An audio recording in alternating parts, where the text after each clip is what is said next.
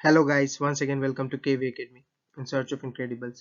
As you have already seen the thumbnail, in this video we will discuss about the memory based solve question paper of Assam Police SI 2022 of exam date 24/04/2022. इससे पहले मैंने आपको दो video दिया है जिसमें आपका GK का कंप्लीट 60 प्लस क्वेश्चंस था, जिससे बहुत ही हेल्प मिला है सभी स्टूडेंट को उनको अपना स्कोर चेक करने के लिए और करेक्ट आंसर्स के साथ। तो बहुत सारे कमेंट आ रहे थे कि सर इसी तरह हमें रीजनिंग और मैथ्स का भी वीडियो चाहिए, तो मैंने ये वीडियो आपके लिए स्पेशली बनाया जिसमें आपका रीजनिंग और मैथ्स का complete solve question and answer रहेगा विद कंप्लीट शॉर्ट ट्रिक्स इसीलिए क्योंकि शॉर्ट ट्रिक्स से आपको क्वेश्चन को फास्ट करने में हेल्प मिलेगा विथ द टाइमिंग। और क्योंकि और भी एग्जाम जो हमारा आ रहा है, डीएचएस का एग्जाम आ रहा है और साथ ही आपका असम डायरेक्ट रिक्रूटमेंट का एग्जाम आ रहा है, उसमें आपको बहुत हेल्प मिलेगा अगर आप इन क्वेश्चंस को मेरे तरीके से करते हैं तो। ठीक है, आपको बहुत ही अच्छा लगेगा। Please see the video till the end and check your score, कितना आप स्कोर कर पा रहे हैं इन क्वेश्चंस में। सो इस वीडियो में डायरेक्ट आपका रीजनिंग और मैथ्स का क्वेश्चन जो एग्जाम में आया था हम उस पर बात करेंगे। सो let us start the video without wasting the time. So in the first question, it is given that C is equal to 16, E is equal to 36, then G is equal to कितना आएगा। तो आपको पता है C का place value 3 होता है, तो 16 इससे बनाना है, तो हमें इसमें जो पैटर्न चल रहा था वो पकड़ना था कि 3 प्लस वन खुद से ऐड करना था। 3 प्लस वन अगर हम करते हैं तो क्या आता है आपका, 3 प्लस वन करने से आपका 4 आता है और 4 का स्क्वायर ही आपका कितना होता है 16। यही पैटर्न चल रहा था कि प्लेस वैल्यू लिखना है, उसमें प्लस वन और फिर उसका स्क्वायर। अगर ई का वैल्यू हम देखें तो 5 होता है, अगर उसमें प्लस वन करेंगे तो कितना आता है आपका 6 आता है और 6 का स्क्वायर करने से आपका कितना मिलेगा यहाँ से, तो 36 मिलेगा। तो इसमें आपका यही पैटर्न चल रहा है। तो जी का अगर हमें निकालना हो तो जी का प्लेस वैल्यू कितना होता है। So for G the place value is 7 और 7 का अगर हम 7 में अगर हम प्लस वन करेंगे तो कितना आता है आपका 8 आता है और 8 का हमें क्या करना था, जस्ट स्क्वायर कर देना था। अगर हम यहाँ पे 8 का स्क्वायर कर देंगे तो हमारा आंसर कितना आएगा 64। सो 64 was the correct answer for question number 1। सो कैसा लगा आपको ये क्वेश्चन, कमेंट बॉक्स में बताइएगा मुझे। बहुत ही सिंपल क्वेश्चन था, अगर आप थोड़ा सा इसे अच्छी तरीके से देखते तो आपको पैटर्न पता चल जाता। नेक्स्ट क्वेश्चन, क्वेश्चन नंबर 2 में देखिए क्या पैटर्न चल रहा था। ये एक मिसिंग सीरीज का नंबर था जिसमें आपको डिजिट्स को प्लस किया गया था। पहले दो डिजिट्स को अगर हम प्लस करेंगे 12 प्लस 13 तो 25 आएगा, फिर यहाँ पे 13 प्लस 25 करेंगे तो 38 आएगा। तो नेक्स्ट में भी यही हो रहा था आपका कि 25 और 38 को प्लस करना था। 25 और 38 को अगर हम प्लस करते हैं तो 63 आता है। तो 63 is your correct answer for question number 2। और आप फर्दर भी देख सकते हैं, अगर हम 38 और 63 को प्लस करते तो यहाँ से आपका 10 बना था। So this was the pattern for this question. ठीक है, नेक्स्ट क्वेश्चन की ओर चलते हैं। नेक्स्ट क्वेश्चन है आपका, असम को अगर ZHHZN लिखा है तो दिसपुर क्या होगा। तो यहाँ पे क्या पैटर्न चल रहा है, ए का जस्ट अपोजिट जेड लिखा गया है इधर, उसके बाद एस का जस्ट अपोजिट आपका एच लिखा गया है, उसी तरीके से अपोजिट चल रहा है सब कुछ। तो हमें देखना है कि डी का अपोजिट क्या होता है अल्फाबेटिक सीरीज में। तो डी का अपोजिट आपका जो होता है वो होता है डब्ल्यू और आई का अपोजिट होता है आपका आर। एस का अपोजिट तो हमें पहले सीक्वेंस से ही दिख रहा है कि एस का अपोजिट यहाँ से एच होता है। उसके बाद पी का अपोजिट आपका होता है के। तो इस तरीके से हमें अपोजिट डिजिट्स को लिखना था, अपोजिट अल्फाबेट्स को, तो हमें आंसर मिल जाता। यू का अगर अपोजिट हम देखेंगे तो एफ होता है और लास्टली आर का अपोजिट जो होता है वो आपका होता है आई। तो इसका आंसर बनता आपका W R H K F N I. So the correct answer आप देख सकते हैं क्वेश्चन नंबर 3 के लिए जो इसमें आपका पैटर्न चल रहा था वो डायरेक्टली अपोजिट का पैटर्न। नेक्स्ट क्वेश्चन देखते हैं हम। हमारा नेक्स्ट क्वेश्चन क्या है, starting from a point a man went 3 kilometre north. तो let us assume a point, मैं इस पॉइंट को मान लेता हूँ। ठीक है, यहाँ से हमें कहाँ जाना है, क्वेश्चन में कहा है कि आपका 3 किलोमीटर हमें नॉर्थ को जाना है, तो मैं नॉर्थ को जाता हूँ 3 किलोमीटर। उसके बाद आपका क्या है, then he went 2 kilometre to his left, then he went 2 kilometre to his west. तो यहाँ से आपका 2 किलोमीटर हमको आपका लेफ्ट को जाना है। उसके बाद and again went to his left by 3 kilometre, again he went to his left by 3 kilometre. तो 3 किलोमीटर हमें सेम बनाना होगा जितना हमने आगे भी बनाया था।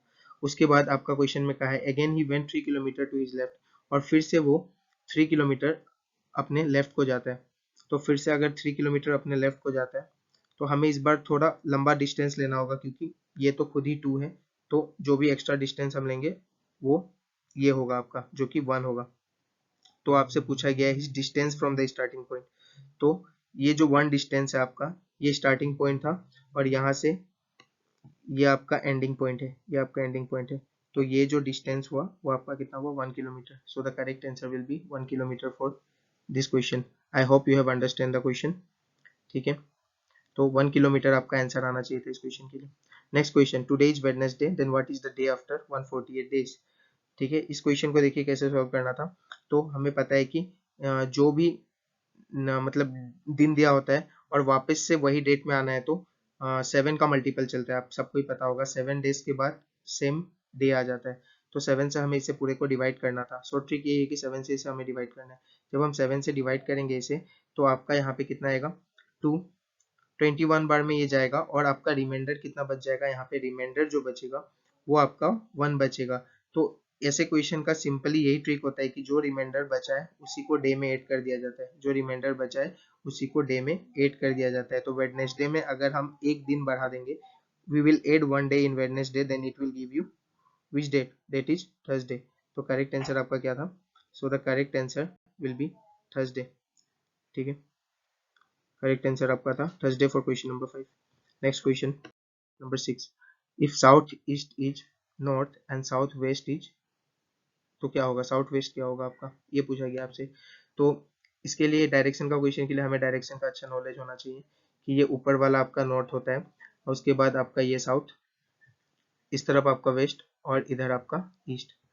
तो इस क्वेश्चन में क्या कहा गया है कि आपका साउथ ईस्ट ये होता है, आपका साउथ ईस्ट ये होता है, आपका साउथ ईस्ट अगर ये नॉर्थ हो जाए, और आपका साउथ वेस्ट ये होता है आपका साउथ वेस्ट, अगर साउथ वेस्ट आपका, ओ सॉरी, तो साउथ वेस्ट क्या हो जाएगा आपका, तो ये अगर नॉर्थ हो जाएगा तो इसके जस्ट सामने वाला आपका क्या हो जाएगा, साउथ हो जाएगा।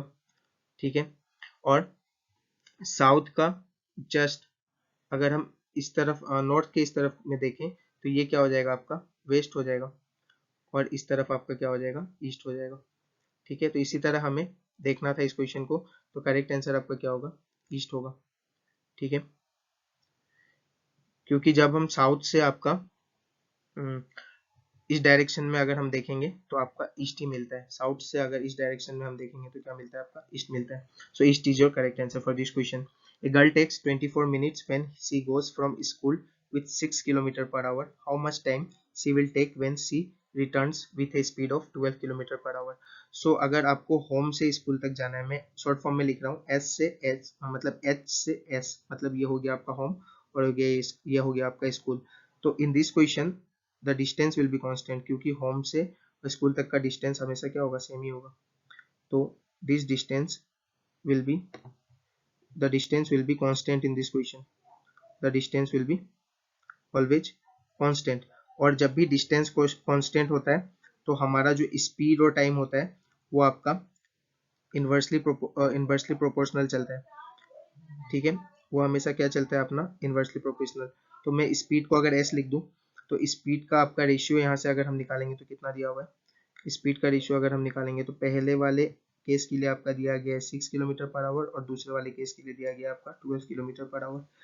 तो इधर से अगर हम रेशियो निकालें, this is the short trick to solve this question. तो ये आसान ट्रिक है, आपको इस ट्रिक को अपनाना चाहिए एग्जाम में अगर आप सॉल्व कर रहे हैं तो। रेशियो मेथड है। तो हम अगर टाइम का रेशियो यहाँ से निकालेंगे तो टाइम का रेशियो आपका क्या हो जाएगा, टाइम का रेशियो जस्ट उल्टा हो जाता है, that is 2:1। For distance constant ये इनवर्सली प्रोपोर्शनल काम करता है, अगर ये 1:2 है तो ये 2:1 हो जाता है। और फर्स्ट वाले केस के लिए this is the first case, this is the first case and this was the second case and this was the second case. ठीक है, तो फर्स्ट वाले केस के लिए आपका टाइम कितना दिया हुआ था, क्वेश्चन में आपका टाइम मेंशन है, दैट इज 24 मिनट। क्वेश्चन में आपका 24 मिनट दिया हुआ था फर्स्ट वाले केस के लिए। तो अगर ये 2:24 मिनट के बराबर है, 2 कितना, 24 मिनट के बराबर आपको अगर क्वेश्चन में दिया गया था, तो आपका 1 का वैल्यू कितना हो जाएगा, हमें वही निकालना है इस क्वेश्चन में। 2 is given 24 minute, then 1 will give you, तो 2 से अगर हम 24 को कट करते हैं तो it will give you 12 minutes. तो ये आपका करेक्ट आंसर था, 12 minute will be your correct answer. ठीक है, ये क्वेश्चन बहुत ही फास्ट सॉल्व हो जाएगा, बस मुझे थोड़ा लिखने में यहाँ प्रॉब्लम आ रहा है इसलिए आपको लग रहा होगा कि टाइम लग रहा है, लेकिन this question is very much easy with this short trick. तो इस 1 का रेशियो हमें निकालना था, the correct answer will be 12 minute for this question. Next question की ओर चलते हैं, question number 8, The price of one item is increased by 20% and then 10% discount is given on it, what is the profit percent. तो जब भी कोई same चीज पे अगर प्रॉफिट या लॉस हो रहा हो या डिस्काउंट हो रहा हो तो हम लोग सक्सेसिव मेथड का यूज करते हैं। तो सक्सेसिव मेथड को भी हम रेशियो से बना सकते हैं, जो कि हम लाइन मेथड भी कहते हैं कभी कभी से।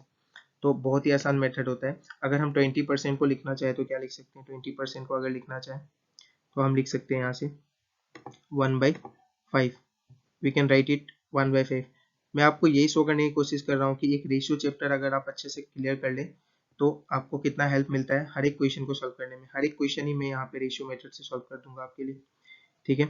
और 10% को लिखा जाता है 1/10 अगर आप परसेंटेज से फ्रैक्शन में लिखते हैं तो, ठीक है। और अगर आपको इन शॉर्ट ट्रिक्स को सीखना है तो मेरा प्लेलिस्ट बना हुआ है शॉर्ट ट्रिक्स का, आप जाके उसे भी देख सकते हैं अगर आप बेसिक अगर आपको ठीक से नहीं पता है तो, ठीक है।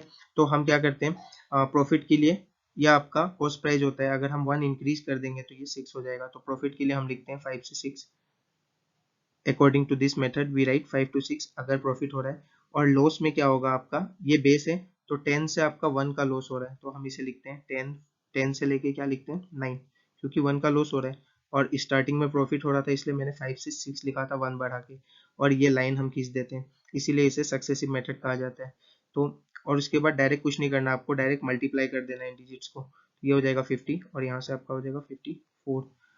तो आप देख सकते हैं कि यहाँ पे कितना का इंक्रीज हो रहा है, कितना का इंक्रीज हो रहा है, इट इज इंक्रीज बाय 4। और 4 का जो इंक्रीज हो रहा है वो किस पे हो रहा है, 50 पे ही 4 बढ़ा है आपका। तो 50 पे 4 इंक्रीज हुआ तो हम यहाँ पे बेस में 50 रख देंगे और to get the answer in percentage we have to multiply it by 100। So directly we will get the answer, क्या मिलेगा हमें यहाँ से आंसर। तो इसे अगर हम डायरेक्ट कट कर देंगे तो आंसर हमारा क्या हो जाएगा 8%, क्योंकि 50 से 100 को कट करेंगे तो 2 आएगा। 8% will be the correct answer. So this is the short trick for this question. अगर आप सक्सेसिव मेथड से जाते हैं तो बहुत आसानी से सॉल्व हो जाएगा। 5 से 6 ये प्रॉफिट इंक्रीज हुआ और लॉस हुआ तो फिर 10 से 9, अगर इंक्रीज हुआ तो 5 से 6 और डायरेक्ट मल्टीप्लाई करना है, आपको आंसर मिल जाएगा finally. Next question, Akash spend 1/4 of his salary in grocery and spend 1/3 of the salary in house rent. ठीक है, इस तरीके का क्वेश्चन के लिए हम क्या करते हैं, जो भी फ्रैक्शन हमें दिया गया है, जैसे कि आपका 1/4 हो गया, उसके बाद आपका 1/3 हो गया, तो हम यहाँ पे एक टोटल अमाउंट पहले मान लेंगे। इस क्वेश्चन को भी मैं रेशियो से सॉल्व करूंगा। तो 4 और 3 का अगर हम एलसीएम ले लें बेस का तो एक टोटल नंबर हमें मिल जाएगा यहाँ से, ठीक है। अगर हम यहाँ से एलसीएम ले लें तो if you will take the LCM as 12, क्योंकि 4 और 3 का एलसीएम क्या होगा 12 होगा। तो लेट ये आपका जो 12 है यही टोटल है, टोटल हम क्या मान लेते हैं यहाँ से 12 है, मतलब जो भी टोटल सैलरी है रेशियो में आपका 12 है। जस्ट रिमेंबर कि रेशियो में ये आपका टोटल सैलरी है जो वो 12 है, ठीक है। तो 1/4 of his salary goes on grocery. तो ग्रोसरी को अगर मैं जी लिखता हूँ तो ग्रोसरी में आपका 1/4 सैलरी गया है। अगर 12 का 1/4 करेंगे हम, 1/4 और 12, 1/4 ऑफ 12 अगर मैं करता हूँ यहाँ से तो कितना आ जाएगा आपका, तो यहाँ से आपका आ जाएगा 3, इट विल गिव यू 3।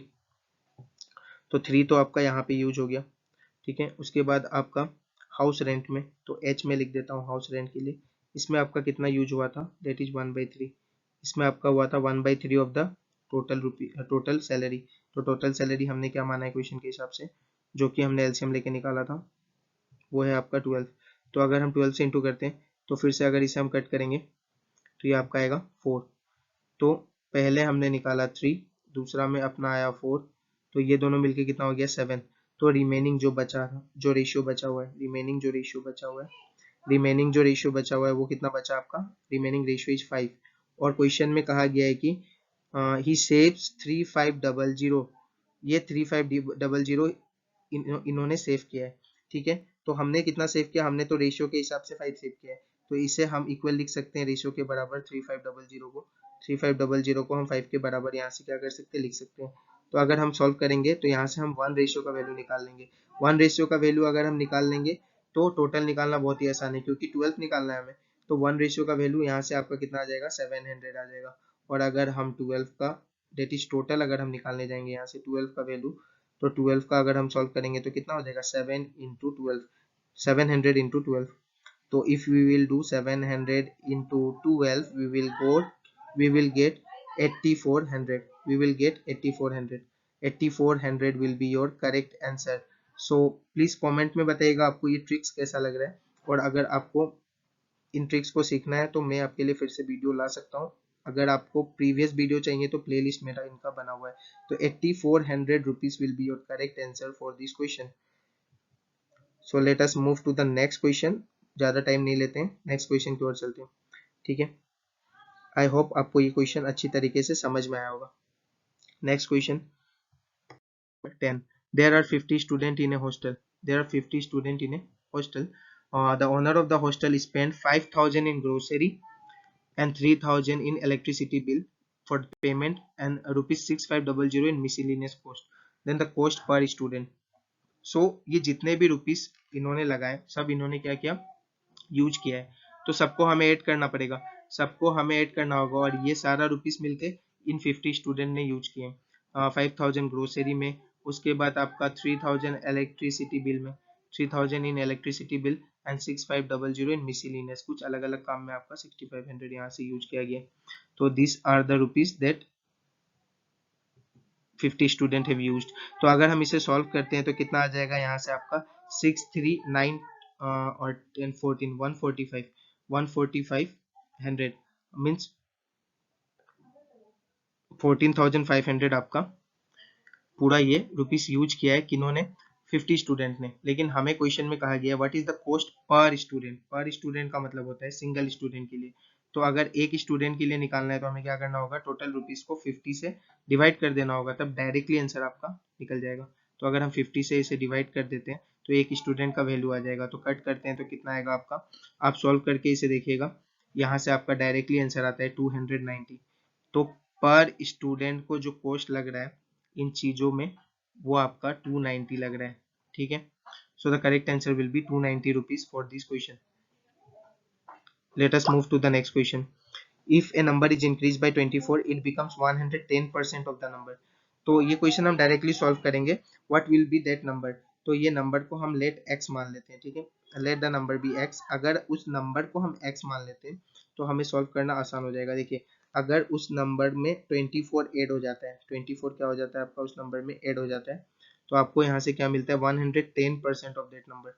तो आपको क्या मिलता है, 110% ऑफ दैट नंबर। 110% को हम क्या लिख सकते हैं, तो वो हम लिख सकते हैं 110 divided by 100, because 110 percentage is always divided by 100 अगर हमें उसे फ्रैक्शन में लाना है। ठीक है, और 110% of that number means of x. तो ये जीरो से जीरो अगर हम कट कर देंगे तो ये 10 जाके आपका उस तरफ मल्टीप्लाई हो जाएगा। यहाँ से आपका क्या आएगा, तो यहाँ से आपका आएगा 10x plus 240, 10x plus 240 in the left hand side. ठीक है, अगर 10 से हम इसे मल्टीप्लाई कर देते हैं तो उसके बाद आपका राइट हैंड साइड में क्या हो जाएगा, राइट हैंड साइड में आप डायरेक्टली देख सकते हैं कि यहाँ से आपका जो राइट हैंड साइड में आएगा वो आपका 11 इंटू एक्स आएगा। 11 into x that is 11x। तो x का वैल्यू क्या आ जाएगा, 11x minus 10x is equal to 240। सो बहुत ही आसान क्वेश्चन था, डायरेक्टली सिंपली इसमें आपको सॉल्व करके x का वैल्यू निकाल देना था, जो कि बहुत ही आसान है। और आपको ये मेथड बहुत ही अच्छा लगा होगा, आई होप। अगर आपको समझ में आया तो आप कमेंट बॉक्स में मुझे बताइएगा। ठीक है, मिलते हैं अगले क्वेश्चन में। तो the next question is the winner candidate of an election got 70% of total votes polled. The vote difference between the winner and the loser is 40,000. Then how much votes the loser get? तो winner loser का question है ये। Winner को कितना मिल रहा है आपका, question में दिया गया है कि विनर को आपका 70% मिल रहा है, तो लूजर को कितना मिलना चाहिए। डायरेक्टली आपको पता होना चाहिए कि लूजर को तब 30% मिलेगा, क्योंकि टोटल वोट्स हमेशा कितना होता है, 100% ही होता है। ठीक है, और दोनों का डिफरेंस कितना है, क्वेश्चन में कहा गया है कि दोनों का डिफरेंस जो है, तो दोनों का डिफरेंस तो आपको खुद ही पता चल रहा है, 70 माइनस 30 अगर हम करेंगे तो दोनों का डिफरेंस आ जाएगा। और दोनों का डिफरेंस कितना दिया हुआ है यहाँ पे क्वेश्चन में, दोनों का डिफरेंस आपका 40,000 के बराबर दिया गया है। दोनों का डिफरेंस कितना दिया गया है, तो दोनों का difference is 40,000। So if we will see the difference is 40,000, तो 40 से 40 हम डायरेक्टली कट कर सकते हैं, तो यहाँ से 1 का वैल्यू आ जाएगा आपका। 1 का वैल्यू कितना आ जाएगा आपका, दैट विल बी 1000। 1 का 1000 वैल्यू आ जाएगा। तो हमें किसका चाहिए, लूजर का चाहिए, और लूजर कितने हैं, 30। सो 30 रेशियो कितना आ जाएगा आपका यहाँ से, 30,000। सो the correct answer will B 30,000 for this question. आप देख सकते हैं कितनी आसानी से हम क्वेश्चंस को सॉल्व कर पा रहे हैं रेशियो मेथड से ही, अगर आपका बेसिक थोड़ा भी क्लियर है तो अगर आपको कुछ भी प्रॉब्लम आ रहा हो तो मेरे शॉर्ट ट्रिक्स के वीडियो को आप जाके देख सकते हैं। एक can complete A work in 12 days. ये क्वेश्चन भी बहुत आसानी से हम सॉल्व करते हैं एलसीएम की मदद से। अगर एक कंप्लीट कर रहा है कोई वर्क को 12 डेज में और बी कंप्लीट कर रहा है उसी वर्क को कितने 24 डेज में, 24 डेज में, तो टुगेदर कितना दिन लगेगा इन लोगों को। तो अगर हम इन क्वेश्चन को सॉल्व करना है तो हम क्या करते हैं, इनका एलसीएम लेते हैं। जो एलसीएम हम लेते हैं वो आपका 24 आएगा, और ये जो एलसीएम में 24 आ रहा है यही आपका क्या होता है, टोटल वर्क होता है। मैं शॉर्ट फॉर्म में लिख रहा हूँ TW, that will be your total work, that will be your total work. ठीक है, तो यहाँ से आपका जो रेशियो निकलेगा 12 के टेबल में 24 2 बार में आता है, that will be your efficiency. और यहाँ से भी जो आपका निकलेगा वो भी आपका एफिशिएंसी होगा, क्योंकि 24 के टेबल में 24 1 बार में आता है। This side is totally your efficiency side. ठीक है, आपको ध्यान रखना है। और ये आपका टाइम है, ये आपका टाइम है जो क्वेश्चन में दिया गया था, ये आपका टाइम है। ठीक है, जो क्वेश्चन में दिया था जिसका मैंने एलसीएम लिया। अब आपको क्या निकालना है, टुगेदर दोनों मिलके कितने दिन में इस काम को करेंगे। तो टोटल वर्क कितना है आपका 24 है, और टुगेदर मिलके कहा गया है, तो टुगेदर मतलब ये ए भी और बी भी दोनों का एफिशिएंसी कितना है, 2 + 1 दैट इज 3। तो दोनों मिलके 3 एफिशिएंसी से अगर इस काम को करते हैं पूरे काम को, तो कितने दिन में हो जाएगा ये। तो 24 divided by 3 that will be 8 days. This will give you the correct answer with a correct approach. So आपको शॉर्ट ट्रिक्स में बहुत ही अच्छे से करेक्ट अप्रोच मिल रहा होगा। तो नेक्स्ट क्वेश्चन में हम बढ़ते हैं। Next question, the price of one goat and one cow is इतना। The price of one goat and one buffalo is इतना। Again the price of one cow and one buffalo is इतना, then the price of one cow. तो इसमें क्या करना है आपको, one गोट और वन काउ का जो प्राइस है वो 40,000 है, वन गोट और वन बफेलो का इतना है। तो अगर हम पहले दो टर्म को यूज करें तो यहाँ से क्या आ जाएगा आपका, टू काउ प्लस वन गोट, मतलब एक ही गोट है तो मैं गोट लिख देता हूँ डायरेक्ट, प्लस वन बफेलो। तो इसका वैल्यू कितना आ जाएगा यहाँ से आपका 40,000 plus 60,000 that will give you 1 lakh. ठीक है, ये आपका कितना आ जाएगा यहाँ से 1 lakh, that will be 1 lakh. तो ये 50 यहाँ पे आएगा, क्योंकि हमने 60,000 और 40,000 को क्या किया है, इस क्वेश्चन के लिए ऐड किया है। ठीक है, उसके बाद वन काउ और वन बफेलो का वैल्यू हमें दिया गया है, वन काउ और वन बफेलो का। तो यहाँ से आपका वन काउ और वन बफेलो का अगर वैल्यू इन पहले में हमने क्या किया, देखिए सबसे पहले वन काउ एंड वन गोट का 40,000 था, उसके बाद वन गोट और वन बफेलो का। ठीक है, तो सॉरी यहाँ से आपका टू गोट का वैल्यू आ जाएगा, यहाँ से आपका क्या आ जाएगा, टू गोट का वैल्यू आ जाएगा और वन काउ का ही वैल्यू आएगा। सॉरी, थोड़ा सॉल्व करने में इसे गलती हो गया मुझसे, मैं अभी ठीक कर देता हूँ इसे। Let me erase it. ये पार्ट को आपको इरेज करना था, यहाँ पे सिर्फ सिंगल काउ का वैल्यू आएगा और टू गोट और एक बफेलो का वैल्यू आएगा, क्योंकि आप अगर आप क्वेश्चन पढ़ेंगे तो आपको समझ में आ रहा होगा। ठीक है, उसके बाद वन काउ और वन बफेलो का वैल्यू दिया गया है, मतलब वन काउ और वन बफेलो इन दोनों का वैल्यू आपको दिया गया है 80,000। तो आपको पूछा गया है the price of one cow, तो वन काउ का आपसे प्राइस पूछा गया है। यहाँ पे क्वेश्चन में मुझे लग रहा है कुछ प्रॉब्लम है, यहाँ पे आपको वन गोट का वैल्यू पूछा गया था क्वेश्चन में, यहाँ पे आपको वन गोट का वैल्यू पूछा गया था क्वेश्चन में। ठीक है, वन गोट का वैल्यू पूछा गया था। तो काउ और बफेलो का सम अगर करते हैं तो ये आपका 80,000 है, तो 80,000 इस तरफ जाके माइनस हो जाएगा, तो 20,000 आपका क्या आ जाएगा, गोट का वैल्यू कितना आ जाएगा आपका 20,000 will be your value of goat, that will be your value of goat. लेकिन ये अभी आपका दो गोट का वैल्यू है, क्योंकि यहाँ पे दो गोट था, ये हमने माइनस कर दिया, दो गोट का वैल्यू आ गया। और अगर हम सॉल्व करेंगे तो डायरेक्टली हम इसे कट कर सकते हैं। So the value of goat will be 10,000। So it is a very simple question. अगर आपने अच्छे से क्वेश्चन को रीड किया है तो आप आसानी से इस क्वेश्चन को सॉल्व कर सकते हैं with A very simple trick. ठीक है, तो फिर से मैं एक बार रिपीट कर देता हूँ। पहले आपको वन गोट और वन काउ का वैल्यू दिया गया था, प्राइस दिया गया था, उसके बाद वन गोट और वन बफेलो का। तो अगर वन गोट वन काउ है और वन गोट वन बफेलो है तो यहाँ पे आपका टू गोट्स हो जाएगा। उसके बाद आपको काउ और बफेलो का 80,000 दिया गया था, तो काउ और बफेलो ये जो दो थे आपके, उसको मैंने उस तरफ ले जाकर माइनस कर दिया, तो यहाँ से आपका दो गोट का जो वैल्यू था वो आपका 20,000 आ गया, और फिर वहां से हमने एक गोट निकाल दिया 2 से डिवाइड करके। नेक्स्ट क्वेश्चन है कि 1 2 3 4 a is divisible by 3, then what is the minimum possible value। तो आपको पता होना चाहिए कि ये जो होता है आपका फॉर डिविजिबिलिटी ऑफ 3, उनका जो डिजिट का सम है, उनका जो डिजिट का सम है वो डिविजिबल होना चाहिए 3 से। Digit some must be divisible by 3, the digit some must be divisible by the digit sum must be divisible by 3। तो आप देख सकते हैं डिजिट का अगर हम सम करते हैं तो 1 + 2 3, 3 + 3 6, 6 + 4 10, और यहाँ पे क्या आने से आपका, अगर हम मैं 1 लेता हूँ तो 11 आ जाएगा जो कि 3 का टेबल में नहीं आता, लेकिन अगर मैं 2 लेता हूँ यहाँ पे एक ही जगह में अगर 2 लेता हूँ तो ये कितना हो जाएगा, पूरा डिजिट क्या हो जाएगा आपका, ये कंप्लीट डिजिट सम जो है वो आपका 12 हो जाएगा, और 12 is completely divisible by 3 and the minimum number is also 2। अगर हम 2 लेते हैं तभी ये completely divisible होगा 3 से। So the correct answer for this question will be 2 is your correct answer. So let us proceed to the next question. 16. The pendulum wall clock ring after every 9 minutes, 12 minutes and 15 minutes. If they ring together in 9 am then next time will they ring together, कब next time वो फिर से ring करेगा।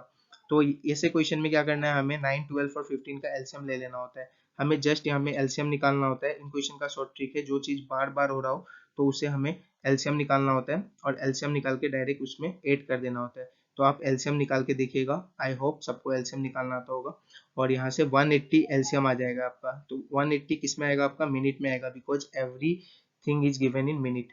ठीक है, तो ये आपका 180 मिनट आ जाएगा।